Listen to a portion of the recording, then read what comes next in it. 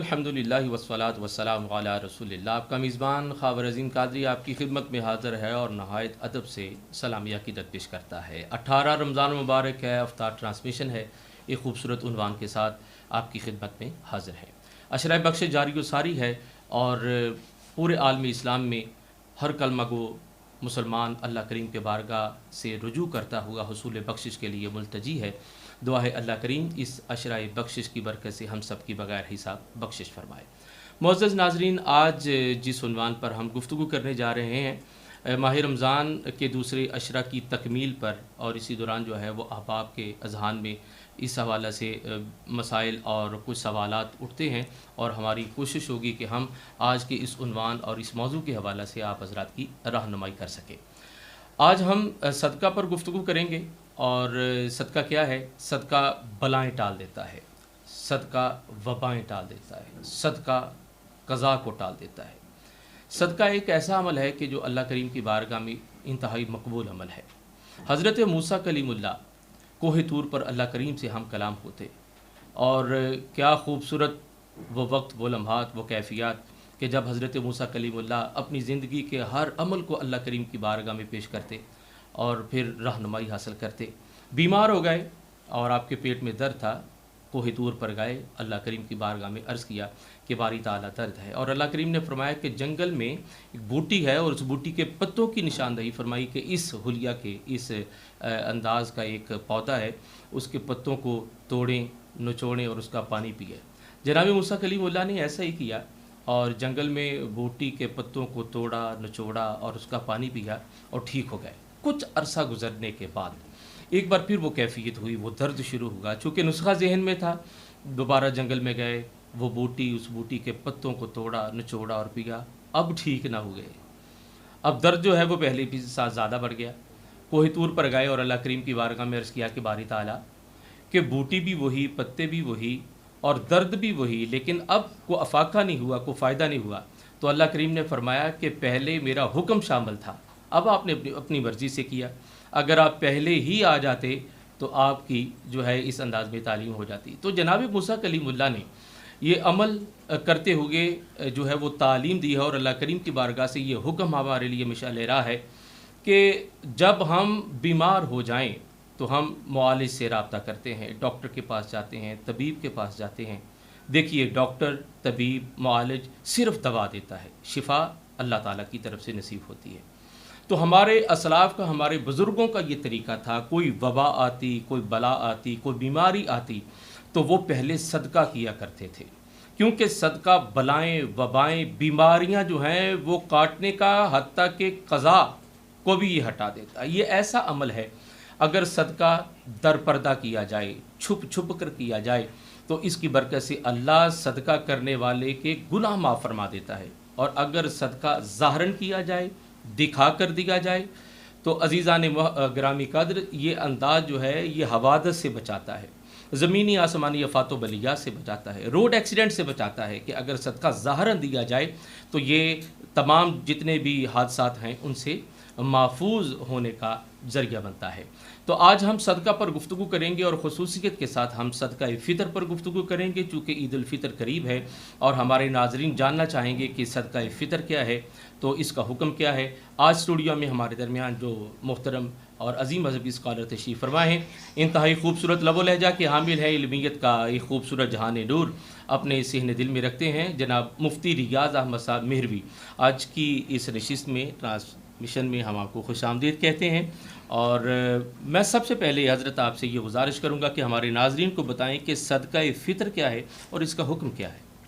بسم اللہ الرحمن الرحیم، نحمدہ ونصلی ونسلم علی رسولہ الکریم، اما بعد، فاعوذ باللہ من الشیطان الرجیم، بسم اللہ الرحمن الرحیم، الصلاۃ والسلام علیک یا سیدی یا رسول اللہ وعلی آلک و اصحابک یا سیدی یا حبیب اللہ۔ حمد و صلات کے بعد اس چینل کے جتنے بھی منتظمین ہیں ان کو بھی خوش آمدید کہتا ہوں، آپ کو بھی خوش آمدید کہتا بہت ہوں۔ شکریہ جی۔ صدقہ فطر کیا ہے؟ جی، ایک حصہ ہے سوال کا۔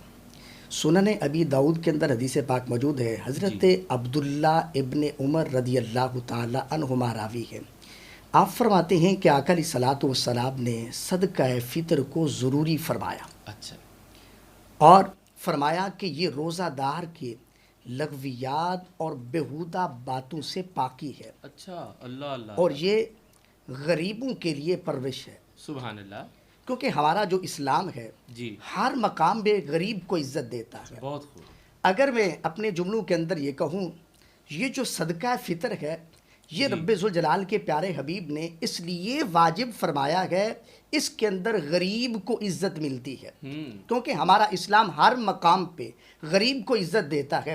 آقا علیہ الصلوۃ والسلام کی ظہری زندگی کے اندر ایک غلام آتا ہے جن کا نام ہے اسود۔ اچھا، اسود عربی کو کہتے ہیں کالے رنگت والے کو، ہوں، وہ کالی رنگت والا تھا۔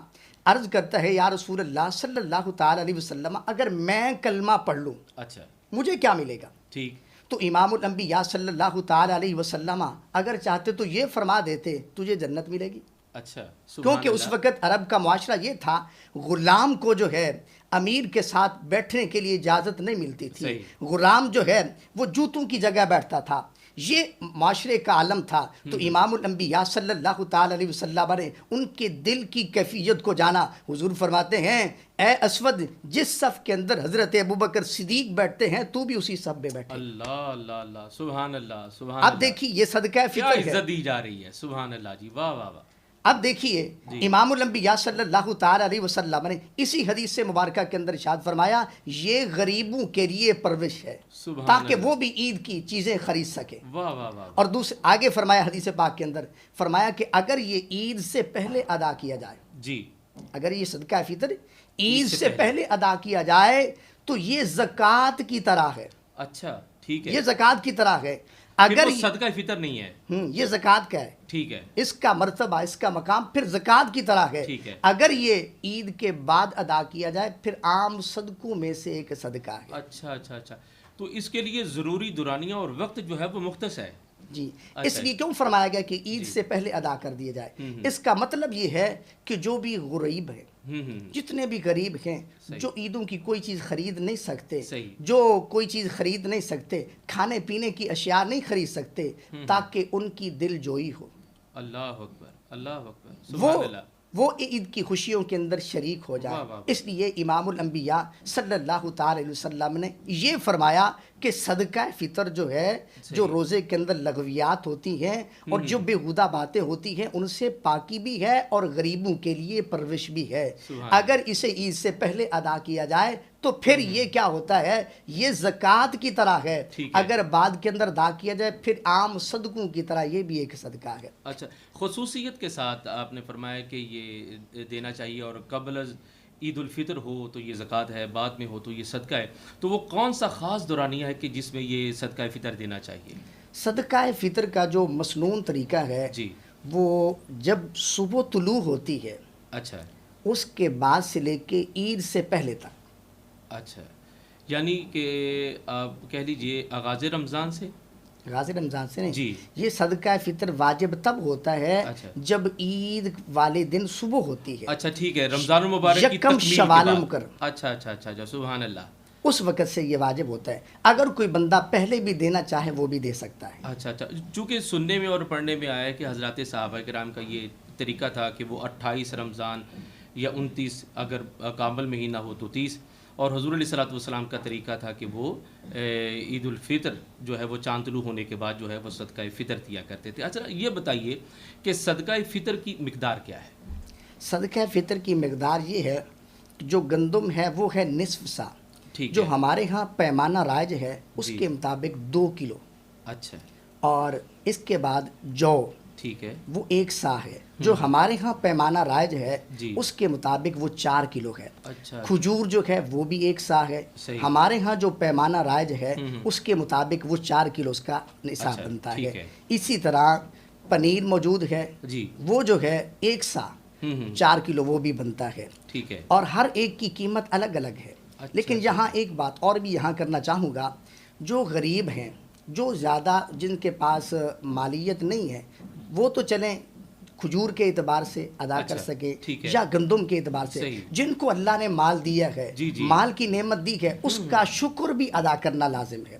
ٹھیک ہے، جب لازم ہے تو وہ پھر کشمش کے اعتبار سے دیں کیونکہ اس کی قیمت زیادہ بنتی ہے، صحیح، اور اسی طرح کھجور کے اعتبار سے دیں، اس کی صحیح، قیمت زیادہ بنتی ہے۔ جب رب ذوالجلال نے مال دیا ہے تو پھر اس مال کا شکر ادا کرنا بھی لازم ہے۔ وہ بہت خوب، یعنی کہ اللہ تعالیٰ نے جسے جتنی توفیق دی ہے جتنی اس توفیق پر لازم ہے کہ وہ اسی حساب سے جو ہے اسی حساب وہ صدقہ فطر دے۔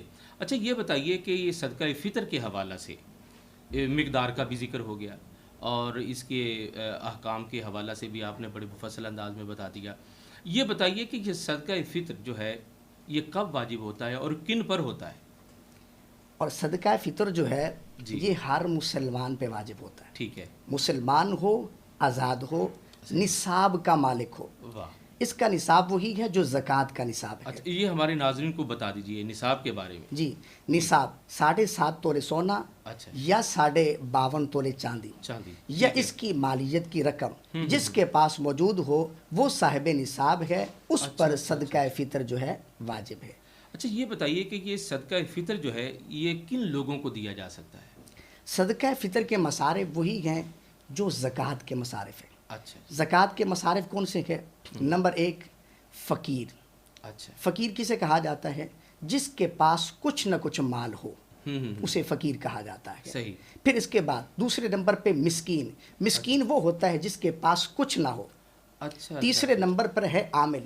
عامل اسے کہتے ہیں کہ جس کو بادشاہ وقت نے زکوٰۃ یا عشر لینے کے لیے مقرر کیا ہو، اچھا، اب اس کی جو ضروریات ہیں وہ بھی یہاں سے پوری کی جائے گی۔ نمبر 3 اس کے بعد ہے رکاب، وہ غلام جو اپنی گردن چھڑانا چاہتے ہیں، جو کسی کے غلام ہیں، رقم دے کے آزاد ہونا چاہتے ہیں، ان کو بھی زکوٰۃ بھی دی جا سکتی ہے اور صدقہ فطر بھی دیا جاتا ہے۔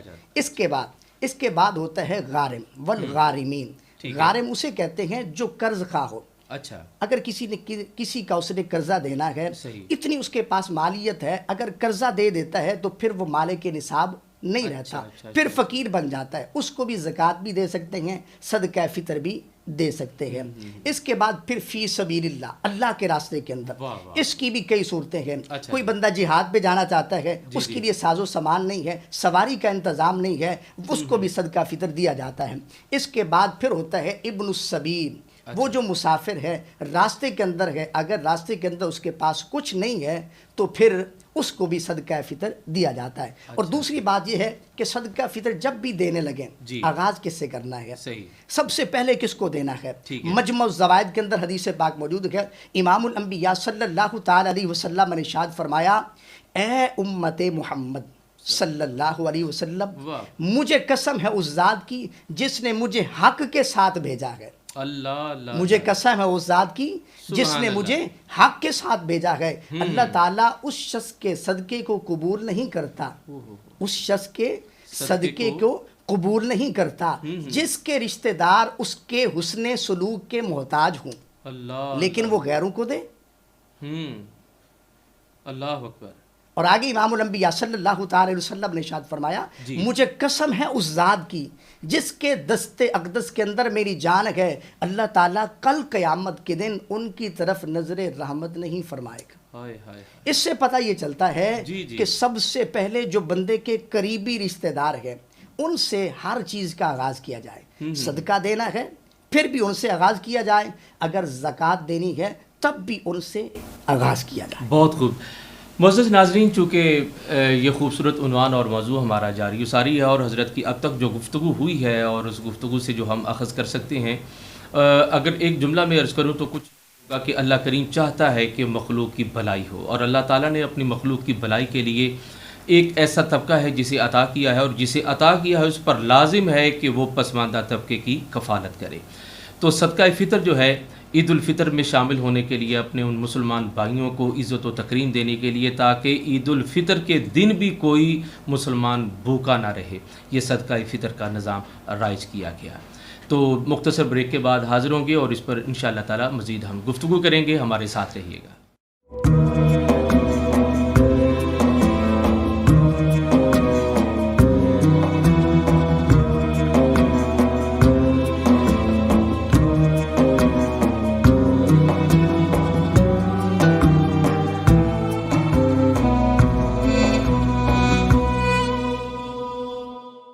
معزز ناظرین، بریک سے قبل گفتگو ہو رہی تھی کہ کن لوگوں کو صدقہ دیا جا سکتا ہے، صدقہ فطر جو ہے کن لوگوں کو دیا جا سکتا ہے، کون استحقاق رکھتے ہیں صدقہ فطر کا.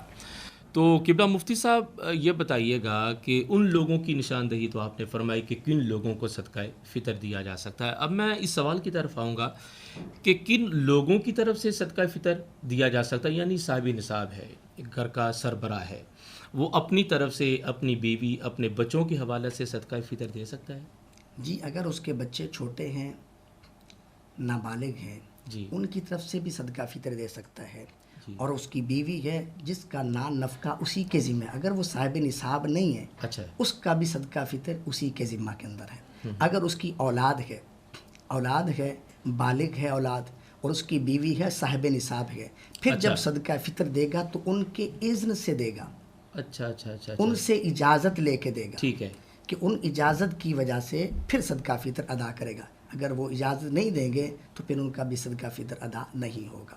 اچھا، ملکہ نصاب سے کیا آپ مراد لیتے ہیں؟ اور پھر اگر وہ اپنے شوہر کا صدقہ فطر دیتی ہیں بغیر اجازت اور بغیر ان سے مشورہ کیے تو اس پر کیا حکم آتا ہے؟ اگر بیوی جو ہے، بعض اوقات ایسا ہوتا ہے ہمارے گھروں کے اندر، جو گھر کا سربراہ ہوتا ہے، جو گھر کا مالک ہوتا ہے، اسے پتہ بھی نہیں ہوتا. اچھا. عورتیں جو ہیں اپنی طرف سے جو ہے صدقہ فطر ادا کر دیتی ہیں. ٹھیک ہے. تو اس کا جو شوہر ہوتا ہے، جو ان کا سربراہ ہوتا ہے، انہیں نہیں پتہ ہوتا. تو شریعت اس کے اندر حکم یہ لگاتی ہے کہ ان کا صدقہ فطر نہیں ہوتا. اچھا اچھا.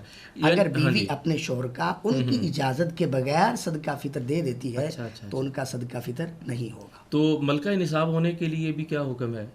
اگر ایک بیوی اپنے خاوند کی طرف سے یہ صدقہ فطر کر رہی ہے تو ملکہ نصاب ہے. اگر وہ صاحب نصاب ہے تو اگر اس پر صاحب نصاب ہے تو پھر اپنا دے گی. اچھا اچھا اگر ٹھیک وہ ہے. صاحب نصاب ہے تو وہ اپنا دے گی. اگر وہ صاحب نصاب نہیں ہے پھر جو اس کا شوہر ہے، جو اس کا خاوند ہے، اچھا. جو اس کا سربراہ ہے، پھر اس کے ذمہ، کیونکہ نان نفقہ بھی اس کا خرچ بھی اسی کے ذمہ ہے. اچھا اچھا تو پھر صدقہ فطر بھی اسی کے ذمہ ہے. جیسے ان کے بچے ہیں چھوٹے، صحیح. ان کا صدقہ فطر جو ہے اسی کے ذمہ ہے. اگر وہ صاحب نصاب اچھا نہیں بھی، پھر بھی ان کا صدقہ فطر جو ہے ان کے باپ کے ذمہ ہے. اگر اولاد بالغ ہے جی تو اس حوالے سے جو ہے وہ صدقہ فطر دینے کے جو ہے وہ کیا احکامات ہیں؟ اگر اولاد بالغ ہے، جی اگر ان کا باپ دینا چاہے تو پھر ان کی اجازت سے دے گا. ٹھیک ہے. اگر وہ خود ادا کرنا چاہے تو خود بھی ادا کر سکتے ہیں. اچھا. کیونکہ وہ مالک نصاب ہیں، صحیح. بالغ ہیں، تو اب خود ان پہ احکام لاگو ہوتے ہیں. اچھا، مالک نصاب جو ہے وہ اپنے والدین کی طرف سے بھی صدقہ فطر دے سکتا ہے؟ جی اپنے والدین کی کا اس کے ذمہ نہیں ہے، اچھا. نہ ہی اپنے باپ دادا کا، نہ ان کی نانی ہے، جتنے بھی آگے رشتہ دار ہیں، کوئی بھی رشتہ دار ہو. ہاں اگر ان کی اجازت ہو، وہ کہیں کہ میری طرف سے صدقہ فطر ادا کر دے تو پھر ادا کر سکتے ہیں. اچھا اچھا ٹھیک ہو گیا. حضرت یہ بتائیں کہ معاملات جو ہے وہ زندگی کے نشیب و فراز آتے رہتے ہیں، کمی بیشی ہوتی رہتی ہے. ایک بندہ صاحب نصاب ہے اور جب صدقہ فطر قریب آیا، دینے کا وقت قریب آیا، جیسا کہ آپ نے بتایا کہ اس کا بہترین وقت یہ ہے کہ وہ حضور علیہ الصلوۃ والسلام تو جو ہے وہ عید الفطر کے حوالہ سے جب چاند طلوع ہو جاتا شوال کا تو آپ جو ہے وہ صدقہ فطر دیتے. صحابہ کرام 28 سے 29 رمضان کو یہ دیتے. ایک بندہ وہ صاحب نصاب نہیں رہا، اس کا مال ضائع ہو گیا، آیا کہ اس پر بھی صدقہ فطر جو ہے، پہلے وہ صاحب نصاب تھا لیکن جب وقت آیا صدقہ فطر کرنے کا وہ صاحب نصاب نہیں رہا، اس پر کیا حکم ہے؟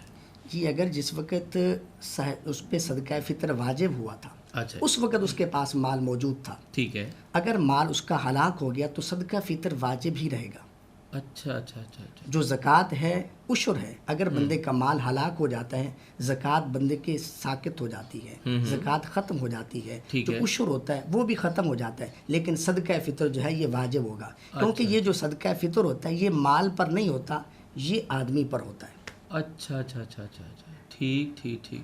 اچھا حضرت یہ بتائیے کہ کیا قرض لے کر بھی صدقہ فطر دیا جا سکتا ہے؟ جی اگر وہ فقیر ہے، اچھا، جس پہ قرضہ ہے یا کسی سے قرضہ لینا چاہتا ہے لیکن اس کے پاس مال نہیں ہے، اس پہ صدقہ فطر واجب ہی نہیں ہے، کیونکہ وہ مالک نصاب نہیں ہے. ٹھیک ہے. جب نصاب کا مالک نہیں ہے تو اس پہ صدقہ فطر واجب نہیں ہے. وہ قرض لے کے صدقہ فطر ادا نہیں کرے گا کیونکہ اس پہ واجب ہی نہیں ہے. اگر کوئی بندہ مالدار ہے، مال تو ہے اس کے پاس لیکن فی الحال نہیں ہے، اچھا، فی الحال اگر اس کے پاس نہیں ہے تو وہ کسی سے قرض لے کے صدقہ فطر ادا کر سکتا ہے. پھر بھی بہر طور دینا پڑے گا جی. صدقہ فطر جو ہے وہ دینا پڑے گا. اچھا یہ بتائیے حضرت کہ ایک بندہ ہے وہ اس نے روزہ جو ہے وہ رمضان المبارک کے ادائیگی نہیں کی, روزے نہیں رکھے, تو کیا اس پر بھی یہ صدقہ فطر جو ہے وہ لازم ہوتا ہے؟ جی, جس نے رمضان المبارک اور بعض کا ایسا ہوتا ہے لوگ کہتے ہیں کہ ہم صدقہ فطر کیوں ادا کریں, ہم نے تو روزہ ہی نہیں رکھے. اچھا, جب ہم نے روزہ نہیں رکھا تو ہمارے اوپر تو صدقہ فطر واجب نہیں ہوتا. ہماری شریعت یہ کہتی ہے اگر اس نے روزہ نہیں رکھا, کسی مرض کی وجہ سے نہیں رکھا اس نے, یا سفر کے اندر تھا پھر بھی نہیں رکھا, یا کسی بیماری کے اندر مبتلا تھا اس کی وجہ سے نہیں رکھا, یا اس نے خدا نخواستہ ایسا ہو گیا ہے اس نے جان بوجھ کے نہیں رکھا روزہ, اچھا, تو اس پر بھی صدقہ فطر واجب ہے. اچھا حضرت یہ بتائیے کہ صدقہ فطر کے حوالے سے ہمارے جو ہے وہ احباب کے اذہان میں یہ سوال آتا ہے, جیسا کہ آپ نے ابھی بتایا کہ روزہ دار نہیں ہے اور روزہ اس نے نہیں رکھا اور وہ سمجھتا ہے کہ اس پر صدقہ فطر جو ہے وہ واجب نہیں ہے. یہ بتائیے کہ روزہ کے حوالے سے ہمارے ناظرین یہ بھی جاننا چاہیں گے, ظاہری سی بات ہے کہ سننے کے بعد ذہنوں میں سوال اٹھتے ہیں کہ روزہ نہیں رکھا, اگر روزہ نہیں رکھا تو پھر اس کا فدیہ کیا ہوگا؟ اس کا فدیہ جو ہے جتنی مقدار کے اندر وہ خوراک کھاتا ہے, اچھا, ایک عام آدمی کھاتا ہے, اس کے مطابق جو ہے وہ فدیہ ادا کرے گا. اچھا, اور اس حال کے اندر کہ جس وقت وہ روزہ رکھ ہی نہیں سکتا. اچھا, یہ نہیں ہے کہ اسے بخار ہو تو کہ میں نے روزہ نہیں رکھا میں فدیہ ادا کر دوں گا, نہیں. اگر اسے کھانسی ہو, چھوٹی سی بیماری ہو, ہاں کوئی ایسا مرض لاحق ہے جس کی وجہ سے وہ روزہ رکھ ہی نہیں سکتا, اچھا, تو اس کے لیے ہے پھر فدیہ ادا کرے. اچھا, یہ مثال کے طور پر ایک بندہ ہے اس نے کوئی تعداد میں کوئی 3 یا 4 یا 5 یا 10 روزے نہیں رکھے, تو اس پر کیا حکم آتا ہے کہ وہ صدقہ فطر کے حوالے سے فی روزہ کے حساب سے دے گا؟ نہیں, صدقہ فطر صرف ایک بار واجب ہوتا ہے, اس مقدار کے حوالے سے نہیں. اگر اس نے 30 روزے رکھے ہیں, اچھا جی, 10 رکھے ہیں, 20 رکھے ہیں, ایک بھی نہیں رکھا, صدقہ فطر ایک بار واجب, ایک بار واجب ہوگا. اور یہ فدیہ جو ہے جتنے روزے, اگر اس نے سارے روزے چھوڑیں گے ہر روزے کا الگ الگ فدیہ دینا پڑے گا. اچھا, اس کی مقدار کیا ہے فدیے کی؟ جی, فدیے کی میں نے پہلے بتا دی ہے کہ جتنا عام روٹین کے اندر بندہ کھانا کھاتا ہے, جتنی اشیاء کھا سکتا ہے اس کے مطابق حساب لگا کے یا کھانا دے سکتا ہے, یا اس کی جتنی رقم بنتی ہے وہ ادا کر سکتا ہے. ٹھیک ہے. ہمارے ناظرین تک صدقہ فطر کے حوالے سے یہ خوبصورت عنوان اور اس کے مسائل جو ہے وہ ہم کوشش کر رہے ہیں کہ پیش کریں. حضرت آپ سے بالخصوص میں یہ سوال کرنا چاہوں گا اس حوالے سے کہ صدقہ فطر کے حوالے سے اور فدیہ کے حوالے سے آپ نے بڑی پیاری اور بڑی خوبصورت گفتگو فرمائی, اور یقینی سی بات ہے کہ ہمارے ناظرین کے لیے ایک جملہ جو ہے وہ مشعل راہ کا درجہ رکھتا ہے. یہ بتائیے کہ چونکہ قیمتوں میں نشیب و فراز کمی بیشی ہوتی رہتی ہے, اور آج کی تاریخ میں اگر صدقہ فطر دینا چاہیں اور رقم کی شکل میں دینا چاہیں تو اس کی کیا شکل ہوگی؟ اس کی شکل یہ ہوگی جیسے گندم ہے. اچھا جی, گندم کا جو ریٹ ہے 2 کلو کا, وہ لگا کے دے سکتے ہیں. ٹھیک ہے, جو حاضر ریٹ ہے, موجودہ ریٹ ہے. جی, اچھا, ابھی وہ مفتی مریم الرحمان صاحب ہیں, انہوں نے ریٹ لگوایا تھا, انہوں نے یہ بتایا ہے کہ 125 روپے بنتے ہیں گندم کے اعتبار سے. اچھا, یہ گندم کا ریٹ ہوگا یا آٹے کا ریٹ ہوگا؟ گندم کا بھی, آٹے کا, جو چیز جس چیز کا بھی دینا چاہیں. اچھا, یہ احتیاط کے ساتھ ہے. آٹے کا بھی دینا چاہیں وہ بھی دے سکتے ہیں, گندم کا بھی دینا چاہیں وہ بھی دے سکتے ہیں. باقی جتنی اشیاء ہیں, کھجور ہے, ہر قسم کی کھجور ملتی ہے. اچھا, مہنگی بھی ہوتی ہے, سستی بھی ہوتی ہے. جس کھجور کا جتنا, میں نے پہلے بات عرض کی تھی, اگر وہ اللہ تعالیٰ نے اسے مال دیا ہے تو اس مال کا شکر ادا کرنا بھی لازم ہے. تو پھر اسے چاہیے یا کشمش کے حساب سے دے, اس کی قیمت زیادہ ہے, کھجور مہنگی ہے, اس حساب سے دے تاکہ غریبوں کا فائدہ زیادہ ہو. گیہوں کے حوالے سے بھی ہے. جی, اچھا, تو حضرت صدقہ فطر جو ہے یہ ایک ایسا خوبصورت عمل ہے کہ جس سے ایک غریب جو ہے وہ استحصال کا شکار ہے, اس کی کفالت کا ایک خوبصورت ذریعہ ہے. اللہ کریم نے اس عمل کو بہت پسند فرمایا ہے جو اس کی مخلوق کی فلاح کے لیے کیا جائے. 2 بزرگوں کے مابین گفتگو ہوئی اور دونوں صاحبان نے آپس میں یہ طے کیا کہ دونوں میں سے کوئی دنیا سے چلے جائے تو وہ دوسرے کو بتائے کہ اللہ کے ہاں قرب کا ذریعہ اور سبب کیا ہے. اور چونکہ یہ صاحب کشف ہوتے ہیں بزرگ, ایک ان میں سے دنیا سے پہلے چلے گئے, دوسرے ان کی قبر پر جا کر یہ سوال کرتے ہیں کہ ہمارے مابین یہ فیصلہ ہوا تھا, یہ بتائیے کہ اللہ کے ہاں محبوب ترین عمل کیا ہے. تو ان کی قبر پاک سے یہ جواب آیا کہ مخلوق خدا کی خدمت کرنا یہ اللہ کو بہت پسند ہے. اور یہ صدقہ فطر بھی اس کی ایک خوبصورت توجیہ ہے, ایک خوبصورت انداز ہے. اور اللہ کریم نے کیا خوبصورت انداز میں رمضان المبارک کا یہ مہینہ ہمیں عطا کیا ہے کہ اس کا پہلا عشرہ رحمت ہے، دوسرا بخشش ہے اور تیسرا جہنم سے آزادی ہے۔ انسان جب تک حضرت زندہ رہتا ہے اس کے رحمت کی طلب ہے کہ اللہ تعالیٰ کی طرف سے نصرت، مدد اور رحمت اسے نصیب ہو۔ اللہ نے پہلے عشرہ میں رکھ دی، کیونکہ ایک اس کی توجہ یہ بھی ہے، جی پہلا عشرہ ہے رحمت کا، جی دوسرا ہے مغفرت کا، صحیح، تیسرا ہے جہنم سے آزادی کا۔ جو بندہ گناہوں سے پاک ہے، جی جس کے دامن میں گناہ نہیں ہے، صحیح، اس پہ پہلے عشرے کے اندر ہی رحمتیں برسنا شروع ہو جاتی ہیں۔ سبحان اللہ سبحان اللہ۔ اب جو بندہ تھوڑا سا گناہ گار ہے، اس نے توبہ کر لی، پھر صحیح، دوسرا عشرہ مغفرت کا ہے، اس نے رب کی بارگاہ کے اندر معافی مانگ لی، واہ واہ، تو اس پہ رب ذوالجلال جب اس سے بخشش دیتا ہے، اس کی بھی بخشش فرما دیتا ہے۔ پھر تیسرا عشرہ ہے جہنم سے آزادی کا۔ پھر جو بندہ بہت زیادہ گناہ گار ہے، پھر جس وقت سچی توبہ کرتا ہے رب کی بارگاہ کے اندر، رب کی بارگاہ سے مانگتا ہے، پھر رب ذوالجلال جس وقت سچی توبہ کرتا ہے تو رب ذوالجلال اس کو نیکیوں کے اندر تبدیل کر دیتا ہے۔ اللہ، جتنا بڑا گناہ گار ہوتا ہائے ہے ہائے ہائے، اتنا بڑا رب ذوالجلال نیکوکار بنا دیتا ہے۔ اللہ، پھر رب ذوالجلال یہ نہیں فرماتا کہ اے میرے بندے تو پہلے گناہ گار تھا، لیکن جس وقت کل قیامت کے دن رب ذوالجلال کی بارگاہ کے اندر پیش ہوگا، اس کے گناہ کے اوپر کسی چیز کی گواہی نہیں ہوگی۔ صحیح، جس زمین پہ اس نے گناہ کیا تھا، زمین پہ رب ذوالجلال نشانات مٹا دیتا ہے۔ ٹھیک، جس عضو کے ساتھ اس نے گناہ کیا تھا اس عضو کو بھی بھلا دیتا ہے۔ اللہ اکبر، جو فرشتے لکھنے والے ہوتے ہیں ان کو بھی رب ذوالجلال بلا دیتا ہے۔ اور کل قیامت کے دن جس وقت رب ذوالجلال کی بارگاہ کے اندر پیش ہوگا، رب ذوالجلال یہ نہیں فرمائے گا تو گناہ گار ہے، اللہ اکبر، تو سیاہ کار ہے۔ رب ذوالجلال کی بارگاہ کے اندر جب پیش ہوگا کل قیامت کے دن تو اس کے گناہ کے اوپر کوئی بھی گواہی دینے والا نہیں ہوگا۔ اللہ اللہ اللہ، سبحان اللہ جناب، سبحان اللہ۔ معزز ناظرین، 3 رمضان المبارک کے عشرے ہیں، جیسا کہ ابھی حضرت نے بھی فرمایا کہ پہلا عشرہ رحمت کا، دوسرا بخشش کا اور تیسرا جہنم سے آزادی کا۔ اسی طرح اگر دیکھا جائے انسان کو بھی 3 عوالم سے گزر کر اپنے مالک کے حضور حاضر ہونا ہے۔ عالم دنیا ہے، عالم برزخ ہے اور پھر عالم معاشر ہے، اور جب تک زندہ ہے اسے رحمت درکار ہے۔ یعنی یہ عشرہ رحمت جو ہے یہ تعلیم دے رہی ہے کہ اپنے پروردگار کی بارگاہ سے رحمت طلب کرے تاکہ رحمت اس کا مقدر بن جائے، زندگی اس کی آسان ہو جائے۔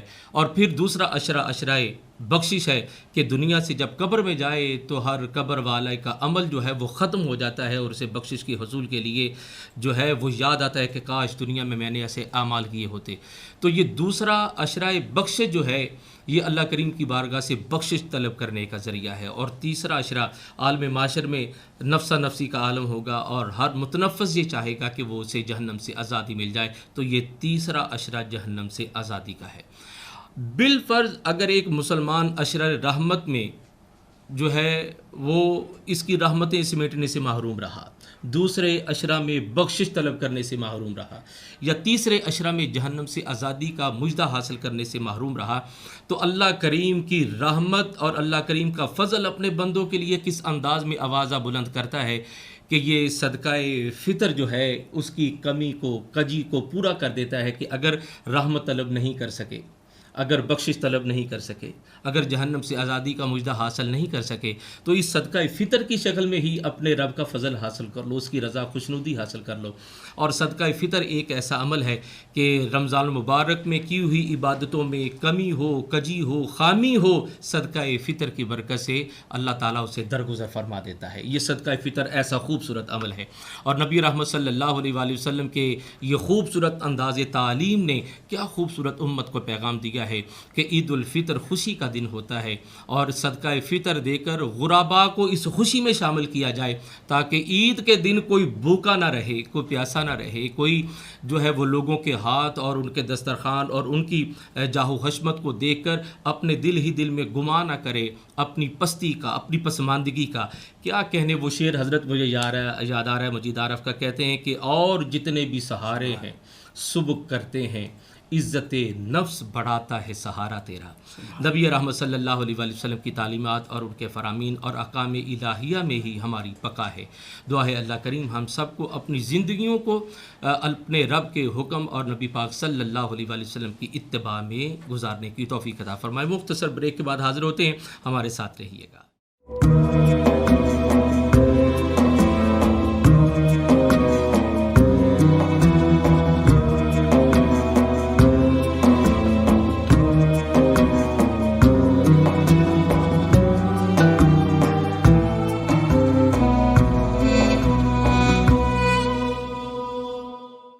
ناظرین آپ کو خوش آمدید کہتے ہیں، اور صدقہ فطر کے حوالے سے قبلہ مفتی صاحب نے آج بڑی خوبصورت گفتگو فرمائی. ہمارے ناظرین تک یہ خوبصورت پیغام اور دینی مسائل کے حوالے سے اور خصوصیت کے ساتھ صدقہ فطر و فدیہ کے حوالے سے آپ نے کلام کیا.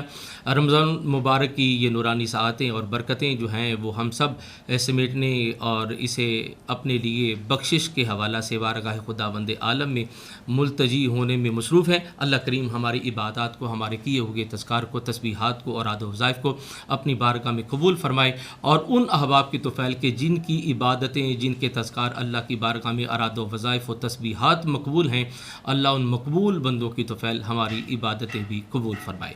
چونکہ ہمارے اس پروگرام کا دورانیہ مختصر ہوتا ہے، گفتگو ابھی تکمیل طلب ہوتی ہے اور وقت ختم ہو جاتا ہے.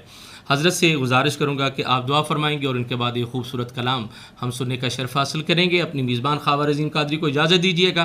کل انشاءاللہ تعالی نئے مضمون کے ساتھ آپ کی خدمت میں حاضر ہوں گے. حضرت دعا فرمائیے. بسم اللہ الرحمن الرحیم. الحمد للہ رب العالمین والصلاة والسلام علی سید الانبیاء والمرسلین وعلی آلہ واصحابہ اجمعین. یا رب العالمین، رمضان المبارک کی جملہ عبادات کو اپنی بارگاہ کے اندر قبول فرما. ہم گناہ گار ہیں، سیاہ کار ہیں، گناہوں کے دامن لیے بیٹھے ہیں. مولا تجھے تیرے محبوب کا واسطہ، تیرے محبوب کے یاروں کا واسطہ، سیدہ فاطمہ زہرا کا واسطہ، امام حسن اور امام حسین کا واسطہ، حضور غوث اعظم سرکار رضی اللہ تعالیٰ عنہ کا واسطہ، نیک بندوں کی دعا کا واسطہ، نیک بندوں کے مانگنے کا واسطہ، نیک بندوں کی عبادت کا واسطہ. مولا آج ہم سب کی بخشش اور مغفرت کا اعلان فرما دے. آئندہ ہم سب کو نیک صالح عمل کرنے کی توفیق عطا فرما.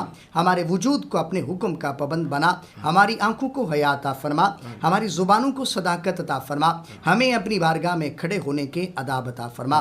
ہم سب کو حقوق اللہ اور حقوق العباد کی حفاظت کرنے کی توفیق عطا فرما. اس ماہ سیام سے پورے فیوز و برکات حاصل کرنے کی توفیق عطا فرما.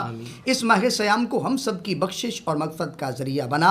ایسے لمحات ہم سب کو زندگی میں بار بار نصیب فرما. جو ہم مانگ سکے وہ بھی ہمیں عطا فرما. جو ہم نے نہیں مانگا ہمارے لیے بہتر ہے وہ ہم سب کو بن مانگے عطا فرما. وصلی اللہ تبارک و تعالی فی شان حبیبہ و ذریاتہ و آل بیتہ و عطرتہ و ملت اسلامہ اجمعین برحمتک یا ارحم الراحمین.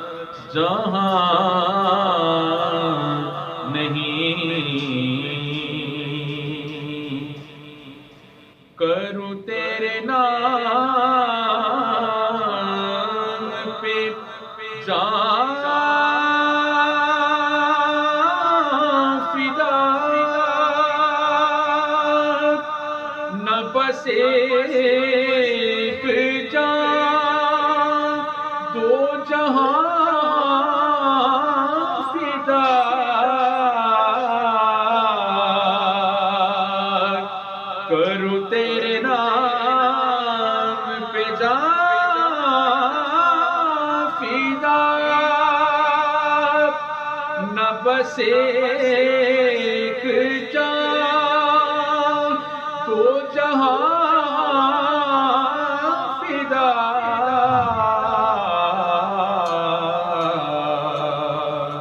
دو جہاں سے بھی نہیں جی برابر، کرو کیا کروڑوں جہاں نہیں، تیرے آگے یوں ہے دبے نچے فصحا عرب کے بڑے بڑے،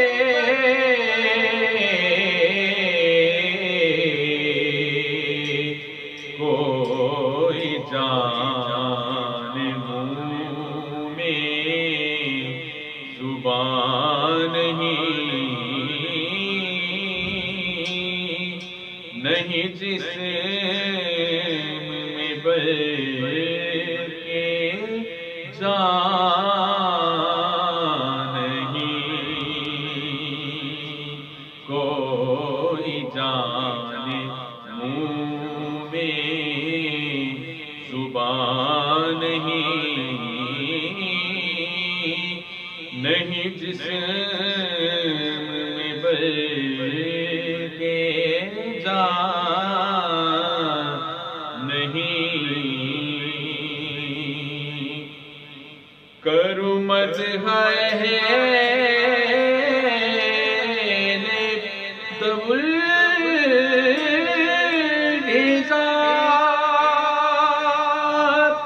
پڑے اس بلا میں میری بلا،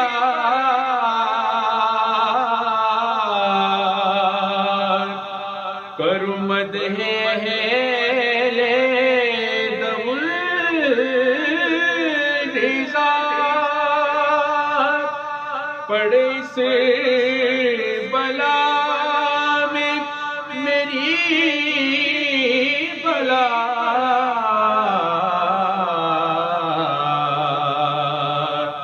میں گدا ہوں اپنے کریم کا، میرا دین پارائے نا نہیں، وہ کمال حسن حضور ہے